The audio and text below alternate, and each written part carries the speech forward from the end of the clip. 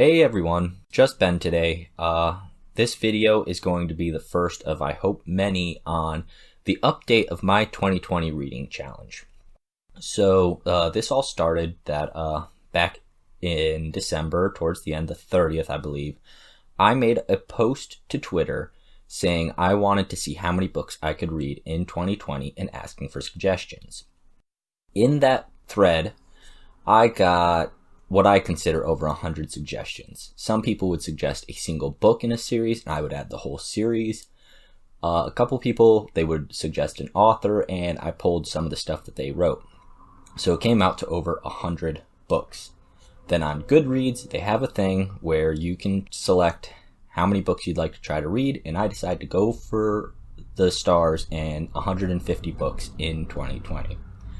So, with that, I decided to add every single suggestion I had onto my Amazon wish list because I'm going to be reading them on my Kindle.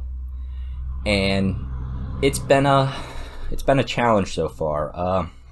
In January, with an exception of one book I finished in February, but it was the last one in a series, I have read 22 books.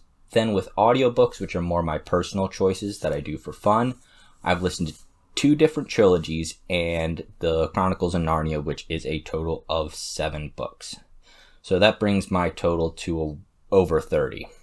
Now, before I get started talking about the books, I just wanted to say a little bit about myself, a little bit more about me, because it's going to come out when I talk about these books. So I'm in the Army Reserves, and I grew up in a military family my whole life. That's important to one of my books. I'm also a huge anime fan, read manga, have read a couple of light novels, and that does come into effect with some of the books I've read as well. I like video games a lot, off and on, depending on my mood, and of course, I like to read. A couple of things this has done for me is, by reading books that I normally wouldn't pick for myself necessarily, I've gone back to my childhood a little bit, reminding me that Wheel of Time specifically, I just devour books. I sit down and I read them, and by the end of it, it's like a memory. For me, it's a memory because in the moment, I might not be picturing how the characters are feeling, what they look like, or any of that. It's words going from page to my mind. But then after it's done, it's like looking back on an old childhood memory that you vaguely remember, or you remember hearing stories about, so you can remember it fondly. So when I finish the book, I can go back, and if somebody asks me questions, I can tell them about it. But I'm going to be completely honest, with reading these as fast as I am, it's the first time I have to research myself and look at my own reviews I've done on Goodreads, which is kind of a funny experience. As well with that, another thing it's kind of made me realize is I've kind of noticed in the past, audiobooks, I'm more willing to listen to things that I wouldn't necessarily enjoy as much reading. I could just go through it. I would listen to it at work or while in the car, and I'm not using my time. Where reading a book, I have to commit the time to reading it. But at the same time, I can read anything, and I find I enjoy a lot of stuff. So, with that, this might be a part 1 to my January list, or not. So if it's the part 1, so it's welcome to part 1. The first 3 books I read are actually ones I personally chose. The first 2 is I decided to, Faith Hunter is the author guest of honor at JordanCon in 2020. And I did this with Brent Weeks back in 2019, was reading his stuff. And so I decided I was going to try to do that with 2020. Now, Faith Hunter is a great author. Unfortunately, I feel it's not quite my cup of tea. It's the reason why I only read 2 of her books. I read the first and second book in her Jane Yellowrock series. The first one being Skinwalker. Now, let me summarize a little bit what I did for my review. Faith Hunter does create an amazing alternative to real world. She introduces supernatural in vampires and hints at the possibility of werewolves, fairies, a bunch of other different supernatural creatures, but specifically focusing on vampires. And our main character is a skinwalker, a shapeshifter.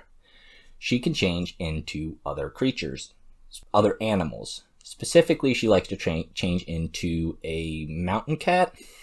All of that is done really well, and I enjoy it a lot. Also, the character interactions are done really well.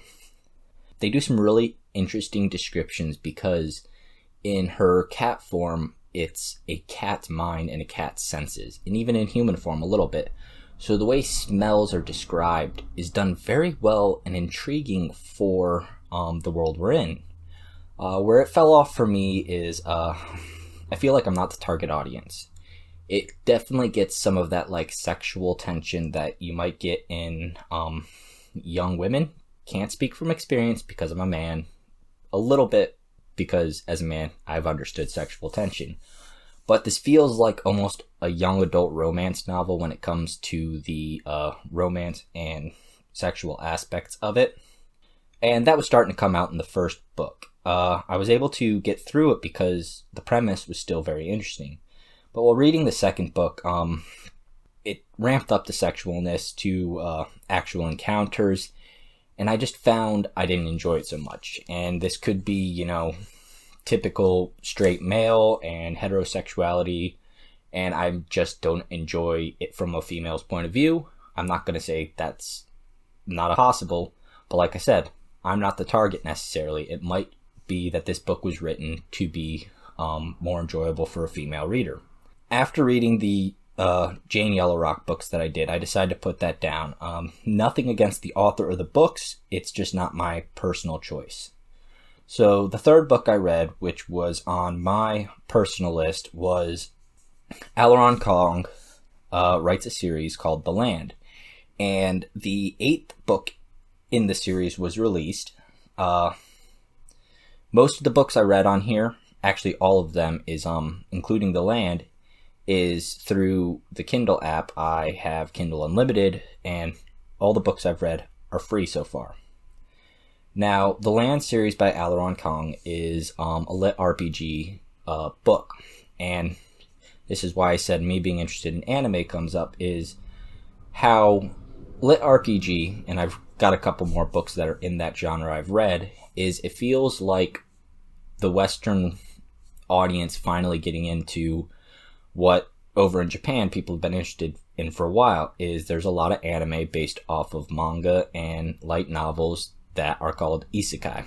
The whole premise is somebody in some way gets transferred to another world and live out their life. The Land is a good example of this. There is another world, and a demon creates a video game in our world to entice players to want to come to that world and destroy it. There's a lot more. I'm not going to get into details.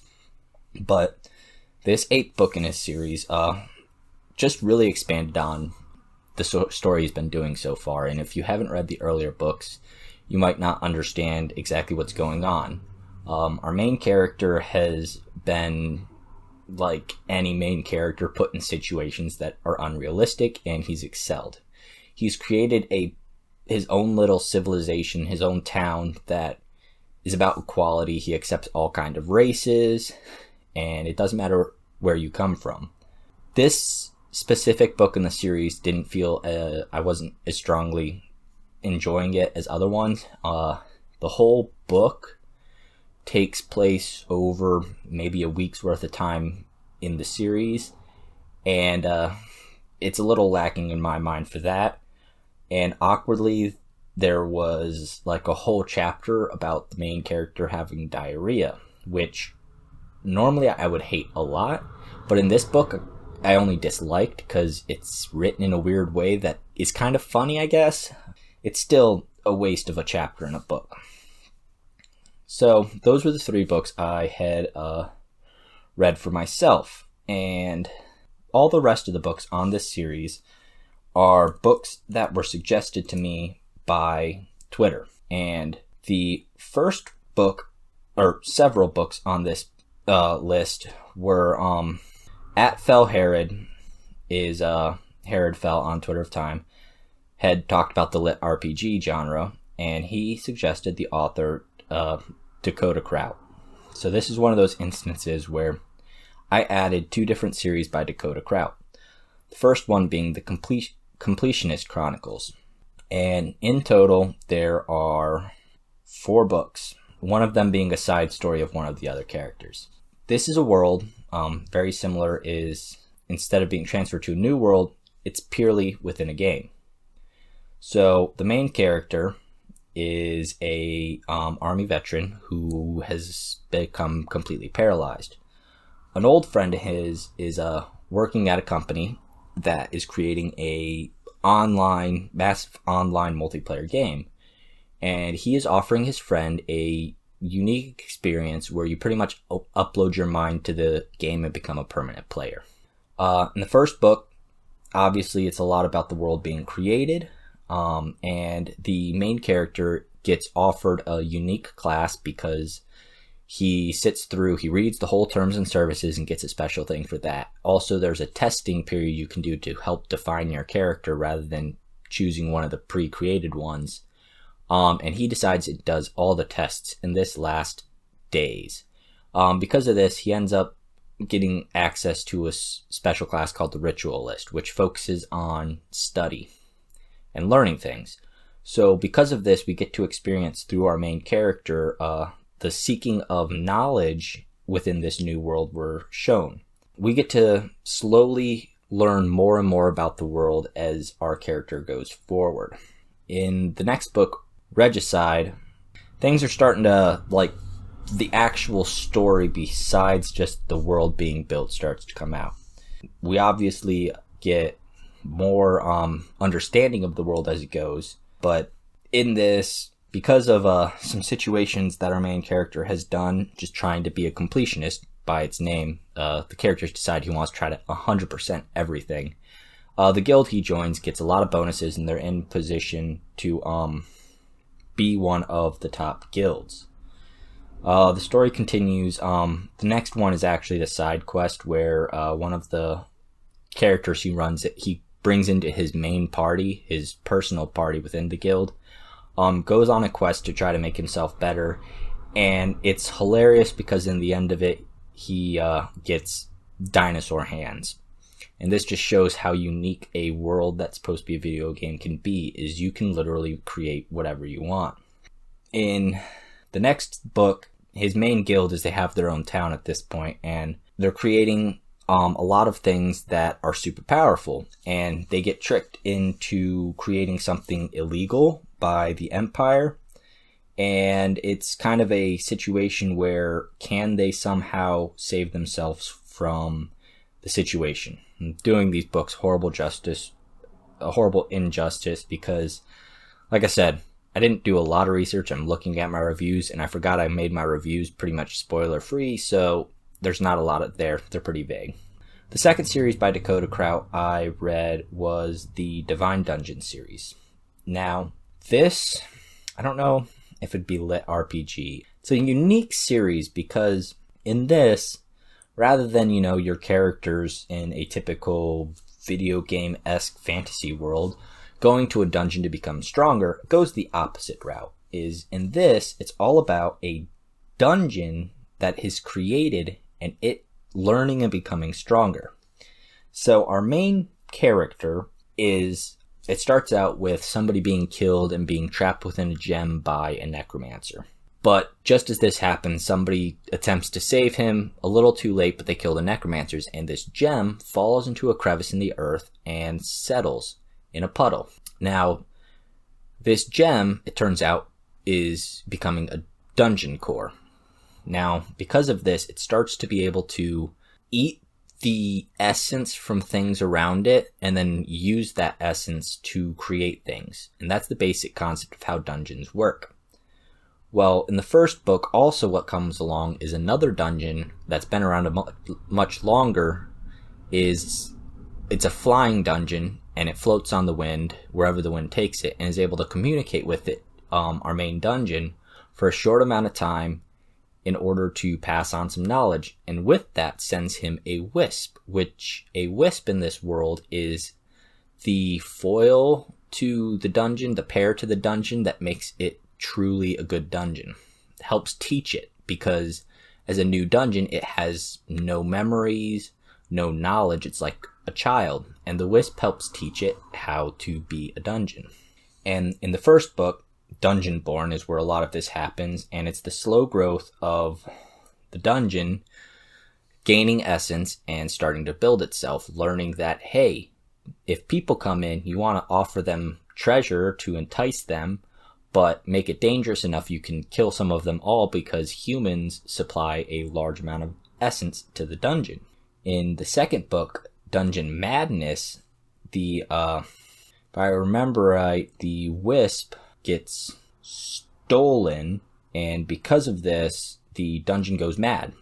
He loses a part of himself and he goes crazy, starts making things much stronger and harder, and eventually actually makes himself fly to go get his own wisp back. Things progress this way where bad things happen to the dungeon, and it has to overcome these turmoils that are threatening it, also along with help of some of the humans, specifically the one who sort of owns the land the dungeon is on. He kind of makes a pact with him later on in the series, because he needs somebody who he can use to go get things outside of the dungeon for him. Along with this, there's some crazy time shifting, back in time, creating yourself kind of craziness. There's some unique situations where you could almost see that the world that's being created is creating a future world for some magical fantasy world, because one of the things the dungeon does is starts to create in what other fantasy worlds would be the ley lines that magic travels on. But for the dungeon, it's just trying to gather all of the essence in the world to itself, like a passive growth. Later in the series, towards the last book, finally there meets it's called Dungeon Internium, the last book, and that's another actual dungeon that's been around for eons and is the strongest dungeon. The main dungeon meets it because supposedly that's where the wisps come from, are born, it feels. And it also leads to the final battle is somebody's trying to destroy the world, and the main dungeon is trying to save everybody. So it's kind of a unique perspective change on your typical, dungeon concept, where we get to see everything from the dungeon's point of view. The next few books I read, several of them actually, were by Nathan Lowell. And Nathan Lowell, don't know how exactly it's supposed to be pronounced. The first book in the one series was suggested by @Greglin9418. He specifically suggested the first book Ravenwood in one series and Quarter Share in another series, which of course I added all the books to. And that second series I'm debating doing a dedicated video on, because it was the last series I read in the month of January, the last book being a couple days into February, but I just could not put it down. I literally lost sleep for a week trying to read through these books, and it just really connected to me. But in the first series, it's 3 books, and it's the Tanith Fairport trilogy. So this series, the main character is Tanith Fairport. She's a middle-aged woman who had an abusive husband, and she had one son who left home to become a knight in the royal army. But Tanith she left her husband of her own fruition, stayed with a woman nearby who was an herbalist, and in her time there, she was protected by the woman who was the herbalist, and she learned from her. And the story takes place in all the books. It's Tanith's travels. She's trying to get to Llama's Wood, because over the past 20 years of her life, everyone she's met has always talked about the Hermit there, who is the pinnacle of herbalism. Now, along with all these women, they're typically, your typical old crone in the woods a lot of times. People call them witches, stuff like that. And the Hermit in Llama's Wood is said to be the last one that holds the ancient knowledge and hints at possible magic stuff. In the first book, though, she, while traveling, she runs into this small little town and sits for tea, and as she's leaving the next day, she starts to make her camp, and a couple of the men from the village catch up with her and bring her back because one of the women is sick. Over a series of events, she ends up staying for the winter, even though she was hoping to make it to Llama's Wood by the winter. She stays in this town, helps it push itself forward, overcome some real adversity, and helps it then actually name it Ravenwood, the name of the book. This book and series just really kind of was so different for me because I've read fantasy a lot, and your typical protagonist in a series is your average male, white, if they specify color, and other than the Jane Yellowrock, this is probably one of the few things I've read with a female protagonist. As well as being female, she's middle-aged. Like, they even talk about this woman is going through menopause. And it's just really interesting to see such a strong female character. She's somebody who's been traveling roads on her own for 20 years. She's learned to protect herself in these situations. She's extremely intelligent. She does disguise herself to look more male and poor on the roads because who's going to attack a poor old man? He doesn't have anything worth taking. And she's also extremely well versed in herbalism and healing. As well as in this world is they are a kind of Wiccan or one of those sort of religious things where they pray to the All-Mother and All-Father, and within this you honor the 4 cardinal directions, which also connect to the 4 major elements. And within the first book, she does some prayers based on harvest and things like that for this village, and everybody comments that her prayers seem much more, there's power there almost. And she also does some things in helping the village overcomes adversity that people start to think, hey, this woman might have some actual power coming from the All-Mother. Along with that, she starts having dreams where she sees through a raven's eyes, and through this she's able to help the village out as well. And the story just really goes over these simple powers that an older woman just doesn't want to believe in, even though everybody around her is saying, yeah, you have power. So the second book is Zephyria's Call, and this is referring to a ship she ends up taking, and it's named after the Zephyria, which is a wind that, it's a warm wind that blows in that breaks up the ice that allows ships to get to the northern land that she's trying to get to. The beginning of the book is she spends winter with that town Ravenwood, and she finally decides to move on, try to get to Llama's Wood. And because of her influence, one of the young women in the village decides she wants to go with her, and Tanith, always being a loner, was a little hesitant. She didn't want to be responsible for the safety of somebody else, but eventually agrees, and we get a second side character who's also female, which is, again, what I love about these books is, unfortunately, it is a male-ruled world still, and because of this, for safety's reasons, the young female, also because an old man with a pretty young woman would be a bad thing on the road. So she cuts her hair shorter, keeps it up in a hat, and disguises herself to look more male on the road. But along with that, to help defend herself, the ranger type character in that first town teaches her how to hunt and use a bow to help increase their safety. So they ride on to the major city where the port is. They get a ship, and it's funny is this older woman, she definitely has that personality that you see in media and things. It's the, I'm old, I can say what I want, and I don't care what people think. And it comes out when she's trying to get a ship and how she's dealing with some of the male people in the world that, oh, hey, you're a woman, you can't handle money, or, oh, you can't possibly be wanting to get a ship during bad weather and things like that. And she just doesn't care what these people think, and she just says it out loud, and she's blunt about it, and I think it's just wonderful to read.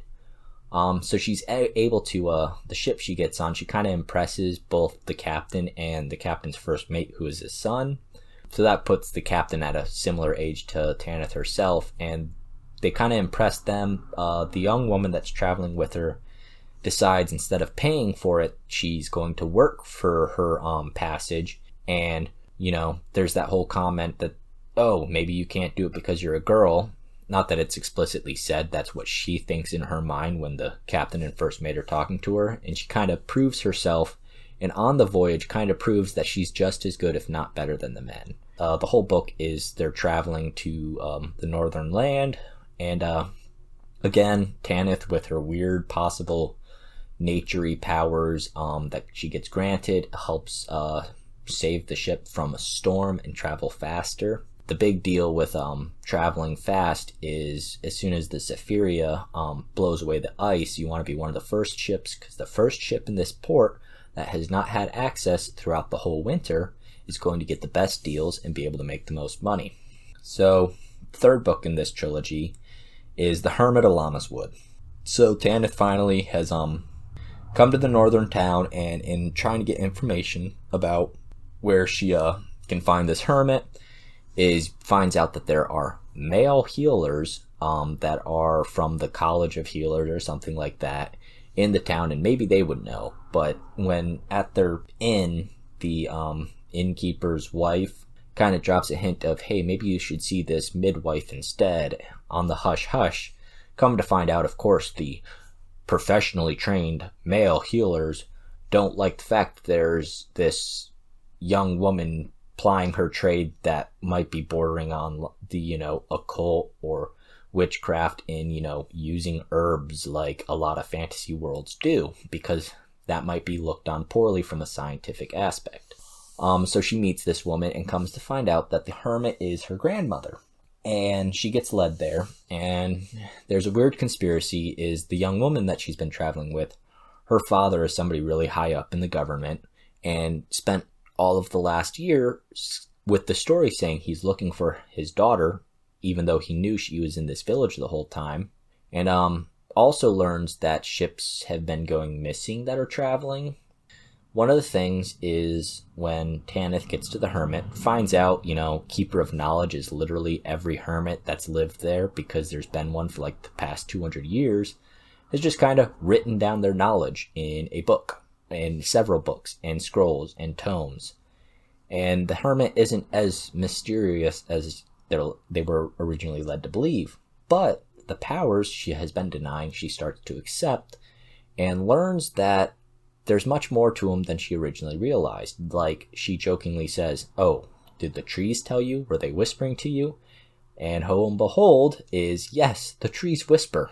Not on command, but they do whisper, and supposedly they're horrible gossips. But they start to learn that there's some form of, evil or taint or bad growth, I forget exact wording that's used, that is growing south of the town.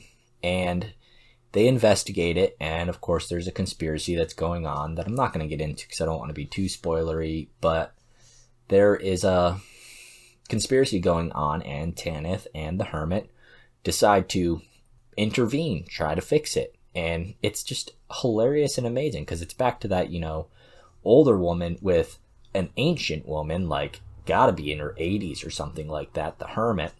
And they go in and they have that I'll say what I want attitude, even while dealing with guards that are pointing bow and arrow at them. It's like, oh, Sonny, just stop. And it was refreshing to read something so different. I have to say Nathan Lowell is probably a new favorite author for me, because he just has a way of writing characters that I truly enjoy. That's the first part of what I've read so far for January. I think I'm going to be doing a part 2 that will be the audiobooks I have listened to. And of course, the series is Golden Age of the Solar Clipper. It's another series by Nathan Lowell. And it's truly I don't know how to describe it without going into detail for now. It's probably up there as one of my favorite series now. And so I'll be talking about the audiobooks and that series in a part 2 to my January 2020 reading challenge. And as always, I'll see you next time the wheel turns.